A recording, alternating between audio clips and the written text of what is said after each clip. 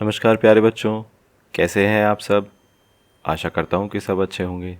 तो चलिए शुरू करते हैं। आज हमारे पास दो वर्कशीट आई हैं। देखिए, पहली हमारी हिंदी की कार्यपत्रिका है 158 ए, और इसी के नीचे हमारे पास दूसरी कार्यपत्रिका है। ये हमारी ईवीएस की नई वर्कशीट आनी शुरू हो गई है। ये है 158 बी। तो चलिए सबसे पहले हम हिंदी की कर लेते हैं, उसके बाद इसी वीडियो में हम ये ईवीएस की वर्कशीट भी करेंगे। चलिए, ये हमारी हिंदी की कार्यपत्रिका होने वाली है 1 फरवरी 2021 की। इधर बच्चे अपने क्लास का सेक्शन लिखेंगे, इधर अपना नाम और इधर अपने टीचर का नाम। आज हम अपनी हिंदी की पाठ्यपुस्तक रिमझिम से एक नया पाठ मुफ्त ही मुफ्त से ये कार्यपत्रिका करने वाले हैं। चलिए इसको शुरू करते हैं। नमस्कार प्यारे बच्चों, कैसे हैं आप।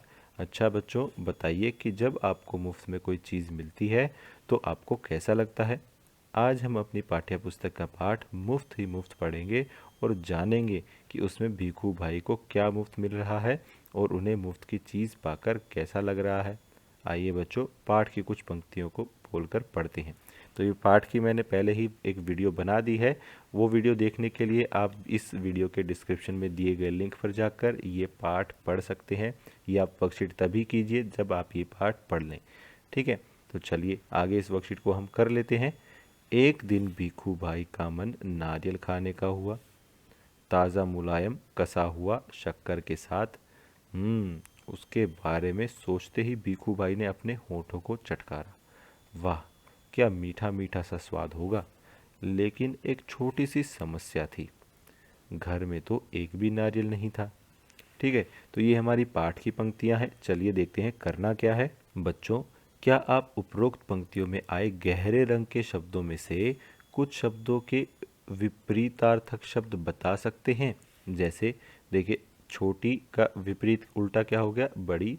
एक का विपरीत उल्टा क्या हो गया, अनेक आदि। तो यानी वो क्या कह रहा है कि देखिए, यहाँ पर जितने भी ये गहरे रंग में शब्द लिखे हुए हैं, जैसे ताज़ा, ठीक है, मुलायम, मीठा, छोटी, समस्या, एक, तो ये जो शब्द हैं हमें क्या करना है, इनका विपरीत आर्थक यानी इनसे विपरीत। विपरीत का मतलब होता है उल्टा। ठीक है, आर्थक का मतलब होता है अर्थ यानी उसका मतलब। तो हमें इनके ऐसे शब्द ढूंढने हैं जिनका मतलब, जिनका अर्थ इनसे उल्टा हो। जैसे देखो, उदाहरण यहाँ पर दिया है इन्होंने, छोटी शब्द है, छोटी का उल्टा बड़ी। एक शब्द यहाँ पर लिखा हुआ है, देखिए इधर, तो एक का उल्टा अनेक। ठीक है, तो ये कौन से शब्द हो गए, विपरीत आर्थक शब्द हो गए। ठीक है, जैसे समस्या यहाँ पर लिखा हुआ है, तो समस्या का विपरीत अर्थक क्या हो गया, उसका हल। ठीक है, तो देखिए, एक दूसरे का विपरीत अर्थ बताने वाले शब्द विपरीतार्थक या विलोम शब्द कहलाते हैं। ठीक है, तो ये हम पहले भी पढ़ चुके हैं कि जब एक दूसरे का जो विपरीत अर्थ बताते हैं, उल्टा अर्थ बताते हैं, वो कौन से शब्द होते हैं, विपरीतार्थक या विलोम शब्द कहते हैं उनको हम। चलिए, प्रश्न नंबर 1 में क्या करना है कि नीचे दिए गए शब्दों के विलोम शब्द लिखिए और उस विलोम शब्द का चित्र भी बनाइए। यहाँ पर हमें विलोम शब्द लिखने हैं और साथ में चित्र भी बनाना है। तो सबसे पहले देखिए, पास। ठीक है, ये भालू पेड़ के पास खड़ा हुआ है। ठीक है, एक यहाँ पर जिन्होंने चित्र बनाया है दूर का। ठीक है, ये बच्चा यहाँ पे है और इसको बहुत दूर यहाँ पर कोई चीज़ है। ठीक है, तो एक पास हो गया, दूसरा दूर हो गया, तो ये दोनों आपस में विपरीतार्थक शब्द हैं। ठीक है, आगे देखते हैं। फिर यहाँ पर क्या है, सोना। ये बच्चा सो रहा है, तो इसका उल्टा क्या हो गया, जगना। ठीक है, तो यहाँ पर आप कोई बच्चा बना दीजिए जो जगा हुआ है। ठीक है, इस तरीके से। ड्राइंग तो मेरी थोड़ी सी ख़राब है, लेकिन आप इस तरीके से कुछ भी बना सकते हैं कि जो बच्चा है वो जगा हुआ है। ठीक है, फिर क्या है तीसरा, दुखी। दुखी का उल्टा क्या हो गया, सुखी। ठीक है, जो सुखी है, खुश है, इस तरीके से।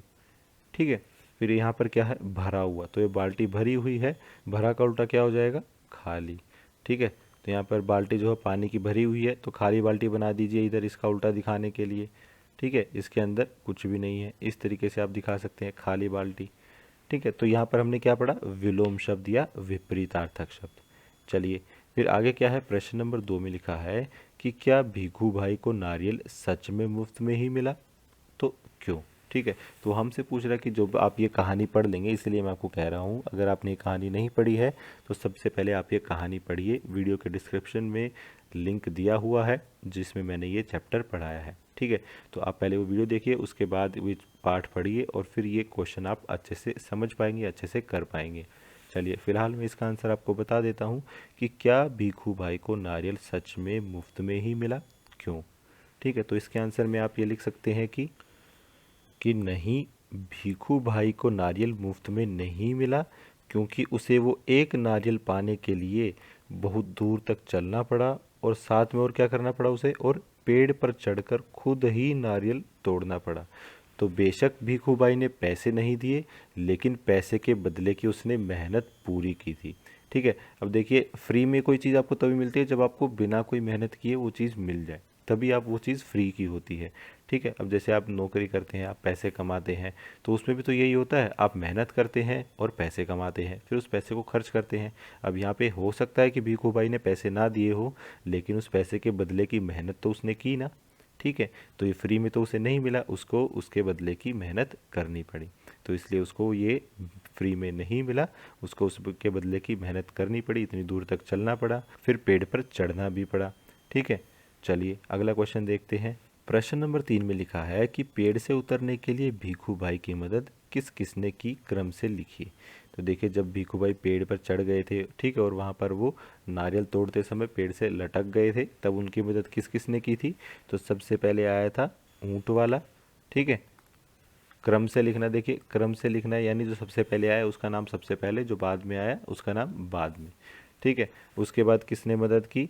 उसके बाद घोड़े वाले ने। ठीक है, घोड़ा वाला। ठीक है, फिर चलते हैं नंबर 4 पर। अब करते हैं प्रश्न नंबर 4। इसमें लिखना है कि बच्चों, हमने पाठ में कुछ नए शब्द पढ़े, आइए इन शब्दों को उनके अर्थ से मिलाएं व उन्हें रिक्त स्थानों में भरें। अब इन पंक्तियों को बोलकर पढ़िए। देखिए यहाँ पे क्या करना है, यहाँ पर पाठ के कुछ शब्द दिए हैं, यहाँ पर उनके अर्थ दिए हैं, लेकिन ये अर्थ जो हैं ये ऊपर नीचे कर दिए हैं, हमें इनको सही अर्थ से मिलाना है। जैसे पहला शब्द देखिए, समस्या। समस्या का मतलब क्या होता है? परेशानी। ठीक है, फिर दाम क्या होता है? कीमत, किसी भी चीज़ का दाम यानी उसकी कीमत। और कोलाहल क्या होता है? जो पाठ पढ़ा था मैंने आपको बताया था, कोलाहल का मतलब होता है शोर मचना। ठीक है, और क्या करना है? रिक्त स्थान, यानी यहाँ पर जो रिक्त स्थान है हमें उनमें ये शब्द भरने हैं। मंडी में डैश फैला हुआ था, मंडी में क्या फैला हुआ था? बहुत शोर हो रहा था। तो क्या हम यहाँ पर शोर लिखेंगे? नहीं, हम यहाँ पर एक नया शब्द लिखेंगे जो हमने अभी अभी सीखा है, वो क्या है? कोलाहल। तो ये आप यहाँ पर लिख दीजिए, कोलाहल। ठीक है, फिर अगला शब्द देखते हैं। एक छोटी सी डैश थी, घर में तो एक भी नारियल नहीं था। तो क्या थी? एक छोटी सी समस्या थी। ठीक है, यानी परेशानी थी, दिक्कत थी। तीसरा वाक्य क्या है? नारियल वाले ने कहा, ना जी ना, 2 रुपये सही दाम। ठीक है, सही दाम मतलब 2 रुपये जो कीमत बताई है वो सही थी, तो यहाँ पर आप क्या लिखेंगे? दाम। और क्या करना है आपको? अधिक अभ्यास के लिए अभ्यास पुस्तिका का प्रश्न संख्या 141, यानी जो आपकी हिंदी की वर्कबुक है उसमें पेज नंबर 141 भी आपको करना है। ठीक है, चलिए अब हम ईवीएस की वर्कशीट भी कर लेते हैं फटाफट। तो ये हमारी वह वर्कशीट नंबर 158 बी, ये हमारी ईवीएस की वर्कशीट होने वाली है 1 फरवरी 2021 की। इधर सेक्शन, इधर अपना नाम और इधर अपने टीचर का नाम। हमारी ईवीएस की टेक्स्ट बुक का नाम है लुकिंग अराउंड, यानी अपने आसपास देखना। उसमें से हम यूनिट 18 यानी अब chapter 18, too much water too little water, यानी बहुत ज़्यादा पानी बहुत कम पानी, ये हमारे इस चैप्टर का नाम है। चलिए इसको शुरू करते हैं। प्यारे बच्चों, कैसे हैं आप सब? क्या आप जानते हैं कि पानी का हमारे जीवन में क्या महत्व है? यानी वो आपसे पूछ रहा है कि आपको पता है कि हम कहाँ कहाँ पानी का इस्तेमाल करते हैं? क्या आप पानी के बिना अपने जीवन की कल्पना कर सकते हैं? हम अपनी पहली कार्यपत्रिका में पानी की उपयोगिता के बारे में पढ़ चुके हैं। आज हम पानी के विभिन्न स्रोत की जानकारी प्राप्त करेंगे। यानी वो कह रहा है कि पानी जो है, ये हम पहले की वर्कशीट्स में कर चुके हैं कि पानी हम बहुत सारी जगह पे इस्तेमाल करते हैं। ठीक है, और हमारे लिए कितना ज़रूरी है पानी। इस वर्कशीट में हम क्या करने वाले हैं? हम पानी के स्रोत के बारे में बात करने वाले हैं। स्रोत मतलब इंग्लिश में वर्ड होता है सोर्स। ठीक है, जहाँ से हमें पानी मिलता है। पानी के स्रोत यानी सोर्सेज ऑफ वाटर। वह स्रोत हैं, ये वो स्रोत हैं जिनके द्वारा हमें पानी प्राप्त होता है, जैसे नदियाँ, तालाब इत्यादि। ठीक है, चलिए प्रश्न 1 में क्या कह रहा है कि चित्र देखकर पानी के विभिन्न स्रोतों के नाम लिखिए। तो यहाँ पर ये चित्र देखिए, इसमें आपको अलग अलग स्रोत दिखाई देंगे। जो जो आपको दिख रहा है वहाँ वो आपको नाम यहाँ पर लिखना है। तो सबसे पहले देखते हैं यहाँ पर क्या लिखा हुआ है? नदी। ठीक है, नदी के बाद क्या है? ये देखिए, ये औरत कुएं से पानी निकाल रही है। तो कुआं हम यहाँ पर लिखेंगे, ठीक है, कुआं। और क्या है, झरना, ठीक है। और क्या है, ये देखिए इधर बांध बना हुआ है, ठीक है, जहाँ पे पानी इकट्ठा करते हैं बिजली बनाने के लिए, बांध, ठीक है। और क्या है, समुद्र, ठीक है, समुद्र से भी हमें पानी मिलता है। तो ये हम देख सकते हैं इस चित्र में। इसके अलावा कोई और आपको चीज़ दिख रही है वो नाम भी आप यहाँ पर लिख सकते हैं। चलिए आगे देखते हैं। प्रश्न नंबर 2 में पूछ रहा है कि आपके घर में पानी का मुख्य स्रोत क्या है, यानी आपके घर में पानी कहाँ से आता है, यहाँ पर आपको वो लिखना है, ठीक है। कोई ये नहीं बोलेगा पानी की टंकी से आता है, ठीक है, इस यहाँ पर वो नहीं पूछा हुआ है, ठीक है। ये पूछा कि आपके घर में कहाँ से आता है, आपके घर की छत पे जो पानी की टंकी रखी हुई है उसमें पानी कहाँ से आता है, ठीक है। तो बहुत सारे बच्चे बोलेंगे कि सर हमारे घर मोटर चलती है तो पानी आ जाता है, ठीक है, पाइप दबे हुए होते हैं पानी के, ठीक है।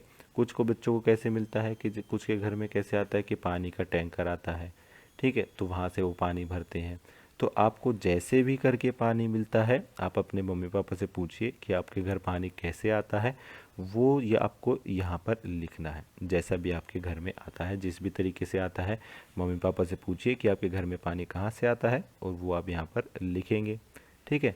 चलिए प्रश्न नंबर 3 में देखते हैं कि बच्चों, जैसा कि आपने ऊपर दिए गए चित्र में देखा कि पानी के बहुत सारे स्रोत होते हैं।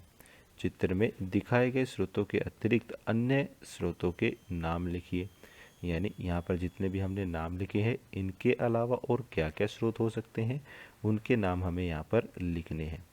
तो देखिए इनके अलावा और क्या हो सकता है, एक हो सकता है झील, जो होती है पानी की झीलें होती है ना, तो यहाँ पर हम लिख सकते हैं झीलें, ठीक है, झीलें, यहाँ से हम भी पानी ले सकते हैं। और क्या हो सकता है, एक हो सकता है भूजल, ठीक है।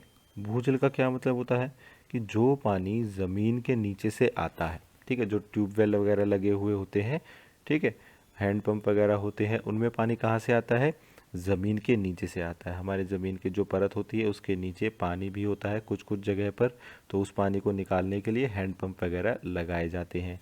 तो वो पानी कौन सा होता है, भूजल होता है। तो अब भूजल लिख सकते हैं, ठीक है। और इसके अलावा आप क्या लिख सकते हैं, महासागर लिख सकते हैं, ठीक है। महासागर क्या होते हैं, ओशन जो आपके होते हैं, जैसे इंडियन ओशन है, हिंद महासागर, ठीक है, पैसिफिक ओशन है। तो इस तरीके से जितने भी महासागर होते हैं वो आप यहाँ पर लिख सकते हैं। इनके अलावा भी अगर आपको कोई नाम याद आ रहा है तो वो आप यहाँ पर लिख सकते हैं। चलिए बच्चों, हमारे जल संसाधन बहुत ही मूल्यवान है। तो ये कह रहा है कि जहाँ जहाँ से हमें पानी मिलता है वो बहुत ही मूल्यवान है, लेकिन हमारे दैनिक क्रियाकलापों के कारण ये संसाधन दूषित होते जा रहे हैं, जिससे जल प्रदूषण को बढ़ावा मिलता है। अतः हमें इसे रोकना चाहिए। जल प्रदूषण से अभिप्राय जल निकायों यानी वाटर बॉडीज़ जैसे नदियाँ, झीलें, समुद्र और भूजल यानी अंडरग्राउंड वाटर के पानी के दूषित होने से है। यानी वो ये कह रहा है कि पानी के जो सोर्स होते हैं जहाँ पे अलग अलग तरीके से हमें पानी मिलता है, जैसे इन्होंने नाम बताया कि नदियों में से, झीलों में से, समुद्र में से, भूजल में से, तो जब ये चीज़ें गंदी होने लग जाती हैं तो उसको हम क्या बोलते हैं, जल प्रदूषण, जल का प्रदूषण यानी वाटर पोल्यूशन, ठीक है। अब ये गंदी कैसे होती है, आइए नीचे वाले क्वेश्चन में देखते हैं। प्रश्न नंबर 4 में वो पूछ रहा है कि नीचे दिया गया चित्र देखें और बताइए कि पानी दूषित कैसे होता है। तो ये देखिए यहाँ पर चित्र देखिए, यहाँ पर क्या क्या दिखा है, देखो यहाँ पर फैक्ट्री लगी हुई है, ठीक है, फैक्ट्री से धुआं निकल रहा है, ठीक है। यहाँ पर कूड़े के बैग रखे हुए हैं, पानी में कूड़ा डाल दिया है, ठीक है। तो इन अलग अलग तरीक़ों से पानी दूषित होता है। तो आइए यहाँ पर इनको हम लिख लेते हैं कि इस चित्र में क्या क्या देख सकते हैं। सबसे पहले क्या है कि कारखाने जो होते हैं, ठीक है, कारखाने यानी फैक्ट्री, कारखानों से निकलने वाले पदार्थ, ठीक है, पदार्थ को नदी में डालना, ठीक है, ये एक हो गया। और क्या हो सकता है, कूड़ा पानी में फेंकना, ठीक है। और क्या हो सकता है, एक और आप देखिए, नदी किनारे नहाना, ठीक है। तो इनसे भी क्या होता है, नदी में गंदा पानी जाता है, ठीक है, उससे जल प्रदूषण होता है। तो ये कुछ तरीके हैं जिनसे हमें पता चलता है कि भाई हमारे जितने भी वाटर बॉडीज़ होती हैं, ठीक है, जल के स्रोत होते हैं, उनमें प्रदूषण फैलता है। चलिए आगे चलते हैं। प्रश्न नंबर 5 में वो क्या कह रहा है कि नीचे दी गई गतिविधियों को पढ़कर सही व गलत का निशान लगाइए। तो यहाँ पर नीचे कुछ 4 एक्टिविटीज़ दी है, गतिविधि दी है, हमें ये बताना है कि वो करना सही है या गलत है। सबसे पहले कि हमें कपड़े नदी के किनारे धोने चाहिए। क्या नदी के किनारे कपड़े धोने चाहिए? बिल्कुल भी नहीं धोने चाहिए, ठीक है। तो हमारे कपड़ों की गंदगी है वो सारी कहाँ जाएगी? नदी में चली जाएगी। फिर दूसरा क्या है? कारखाने से निकलने वाले रासायनिक पदार्थों को नदियों व समुद्रों में फेंकना चाहिए। तो जितनी भी फैक्ट्री होती हैं उसमें से जो भी वेस्ट निकलता है, ठीक है, बेकार जितनी भी चीज़ होती है, तो क्या उसको हम नदियों और समुद्रों में फेंक दें? बिल्कुल भी नहीं, ठीक है। तीसरा क्या है? हमें नदियों व तालाबों में कूड़ा नहीं फेंकना चाहिए। तो हाँ, ये बिल्कुल सही बात है, इनमें हमें कूड़ा नहीं फेंकना चाहिए। चौथा क्या है? कि गंदे नालों के पानी का निकास नदी में नहीं करना चाहिए। बिल्कुल सही बात है, ठीक है। गंदे नाले में जितना भी पानी आ रहा है, कहीं से भी आ रहा है, फैक्ट्रियों से आ रहा है, घर से आ रहा है, पहले उसकी अच्छे तरीके से सफाई होनी चाहिए, तभी आप उस साफ़ पानी को नदी वगैरह में बहा सकते हैं, ठीक है। तो इस तरीके से आपको ये वर्कशीट करनी है। उसके बाद आपको अपनी ईवीएस की अभ्यास पुस्तिका में से पेज नंबर 118 और 119 भी करना है। आज की क्लास यहीं ख़त्म होती है। अगर आपके कोई डाउट्स हैं तो आप नीचे कमेंट सेक्शन में पूछ सकते हैं। कल फिर मिलेंगे, कुछ नया सीखेंगे। तब तक के लिए थैंक यू एंड जय हिंद।